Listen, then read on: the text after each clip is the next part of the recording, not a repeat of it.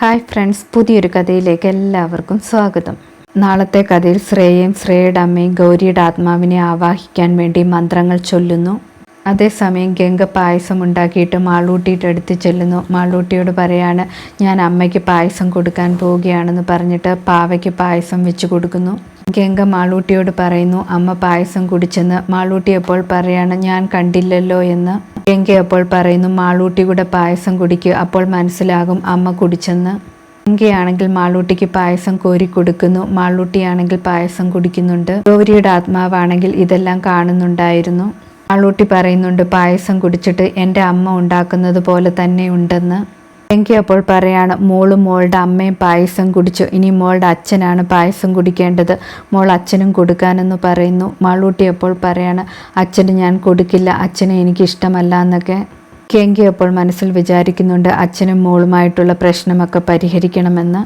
ശ്രേയയുടെയും ശ്രേയയുടെ അമ്മയുടെയും മന്ത്രത്തിൻ്റെ പ്രഭാവം കൊണ്ട് ഗൗരിയാണെങ്കിൽ അങ്ങോട്ട് പോകുന്നുണ്ട്. ഗൗരിയുടെ ആത്മാവാണെങ്കിൽ കുടത്തിൽ കയറുന്നു. അതിനുശേഷമാണെങ്കിൽ മെഴുകുതിരി നീല കളറാകുകയാണ്. ശ്രേയയുടെ അമ്മ അപ്പോൾ പറയാണ്, ഗൗരിയാണെങ്കിൽ കുടത്തിൽ കയറി, അതുകൊണ്ടാണ് വെളിച്ചം നീല കളറിലായത്, ദേവമ്മ അങ്ങനെയാണ് പറഞ്ഞിരിക്കുന്നതെന്നൊക്കെ പറയുന്നു.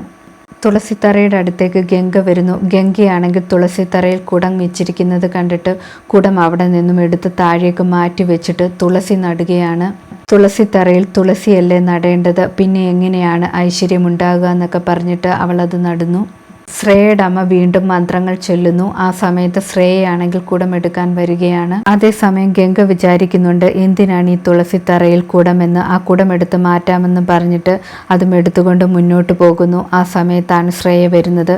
ശ്രേയയാണെങ്കിൽ വഴക്ക് പറയാണ്, നീ എന്തിനാണ് ആ കുടമെടുത്തതെന്ന് ചോദിച്ചിട്ട്. ഗംഗ അങ്ങോട്ട് വെക്കുമ്പോൾ ആ കുടമാണെങ്കിൽ താഴെ വീണ് പൊട്ടിപ്പോകുന്നു. ശ്രേയയ്ക്ക് അത് കാണുമ്പോൾ ദേഷ്യം വരുന്നു. ഇവളെല്ലാം നശിപ്പിച്ചല്ലോ എന്നൊക്കെ ഓർക്കുകയാണ്. അതേസമയം ശ്രേയയുടെ അമ്മ മന്ത്രം ചൊല്ലിയ റൂമിലാണെങ്കിൽ വെളിച്ചമെല്ലാം മാറി പെട്ടെന്ന് ഇരുട്ടാകുന്നു. ശ്രേയയുടെ അമ്മ അപ്പോൾ വിചാരിക്കുന്നുണ്ട്, എന്താണ് ഈ സംഭവിക്കുന്നതെന്ന്. കുടത്തിൽ നിന്നും രക്ഷപ്പെട്ട് ഗൗരിയുടെ ആത്മാവ് ശ്രേയയുടെ അമ്മയുടെ അടുത്തേക്ക് ചെല്ലുന്നു. അതിനുശേഷം ശ്രേയയുടെ അമ്മയെ ഉപദ്രവിക്കുകയാണ്. ശ്രേയയുടെ അമ്മ പെട്ടെന്ന് തന്നെ രക്ഷാകവചമായ മണി എടുക്കുന്നു. മണിയാണെങ്കിൽ ഓടിക്കൊണ്ടുപോയി വാതിലിൽ കെട്ടുകയാണ്. അങ്ങനെ ചെയ്തു കഴിയുമ്പോൾ ശ്രേയയുടെ അമ്മയെ ഗൗരി ഉപദ്രവിക്കുന്നില്ല.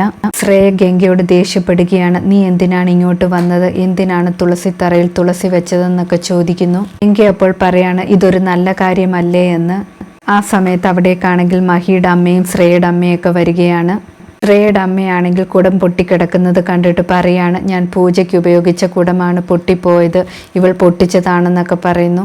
ഗംഗ അപ്പോൾ പറയാണ്, അറിയാതെ പറ്റിയതാണെന്ന്. മഹിയുടെ അമ്മ അപ്പോൾ പറയാണ്, തെറ്റു പറ്റിയിട്ട് ഇനി ഒന്നും പറഞ്ഞിട്ട് കാര്യമില്ല, നീ എന്തിനാണ് തുളസിത്തറയിൽ തുളസി വെച്ചത്, ആരുടെ അനുവാദമില്ലാതെ എന്ന് ചോദിക്കുന്നു.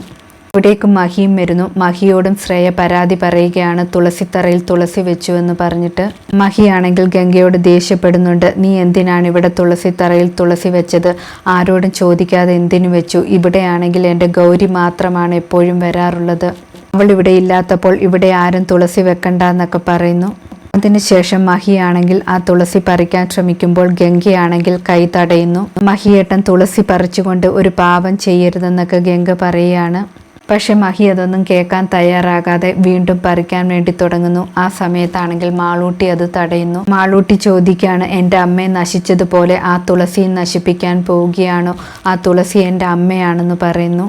കുട്ടി പറയുന്നത് കേട്ടിട്ട് മഹി ആ തുളസി പറിക്കാതെ വിഷമത്തോടെ അകത്തേക്ക് പോകുന്നു. ഗംഗ അപ്പോൾ പറയുന്നു, കൊച്ചുകുട്ടിക്കെങ്കിലും മനസ്സിലായല്ലോ തുളസിയുടെ മഹത്വം എന്ന്. മഹിയുടെ അമ്മ ഗംഗയോട് പറയുന്നു, നീ കൂടുതലൊന്നും സംസാരിക്കേണ്ട, എനിക്കെല്ലാ കാര്യവും മനസ്സിലാകുന്നുണ്ട് എന്ന്. അതിനുശേഷം ശ്രേയയോടും ശ്രേയയുടെ അമ്മയോടും പറയാണ്, നിങ്ങൾ രണ്ടുപേരും അകത്തേക്ക് വരാനെന്ന്. എല്ലാവരും പോയതിന് ശേഷം ഗംഗയാണെങ്കിൽ മാളൂട്ടിയോട് പറയാണ്, ഈ തുളസി മോളുടെ അമ്മയല്ലേ, അപ്പം മോളുടെ അമ്മയ്ക്ക് വെള്ളം ഒഴിക്കണ്ടേ എന്ന് ചോദിക്കുന്നു. അങ്ങനെ പറഞ്ഞതിന് ശേഷം രണ്ടുപേരും ചേർന്ന് തുളസിത്തറയിൽ തുളസിക്ക് വെള്ളം ഒഴിക്കുകയാണ്. ഗൗരിയുടെ ആത്മാവിനാണെങ്കിൽ അത് കാണുമ്പോൾ ഒരുപാട് സന്തോഷമാകുന്നു. ഗൗരി സ്വയം പറയുകയാണ്, ഗംഗയോ, നിന്നോട് എനിക്ക് ഒരുപാട് കടപ്പാടുണ്ട്, നീ എന്നെ ഒരുപാട് സഹായിക്കുന്നുണ്ട്, അതുമാത്രമല്ല എൻ്റെ മോളെ നീ ഒരുപാട് സ്നേഹിക്കുന്നുണ്ടെന്നൊക്കെ പറയുന്നു. ഇതോടെ ഇന്നത്തെ കഥ അവസാനിക്കുന്നു. പുതിയ കഥയുമായി വീണ്ടും കാണാം. താങ്ക്